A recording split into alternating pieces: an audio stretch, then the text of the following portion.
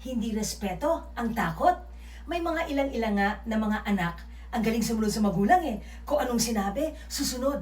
Hindi dahil naiintindihan nila, hindi dahil totoo ang respeto nila, kundi dahil takot sila. Mamaya mapagalitan pa eh, mamaya mapahiya pa eh, para matapos ang kwento, susunod na lang ako dahil natatakot sa magulang.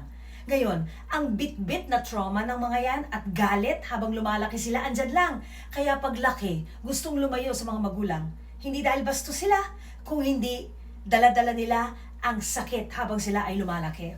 True respect is all about connection. It's not intimidation. Kaya ang mga anak at bata na nakakaintindi kung ano talaga ang tunay na respeto at sumusunod sa mga magulang dahil alam nilang tama yon, kahit hindi nakatingin ang mga magulang, susunod sila, yun ang tama eh. At naiintindihan nila at masaya silang ginagawa yon. Yun ang totoong respeto. Fear can look like respect, but it really isn't.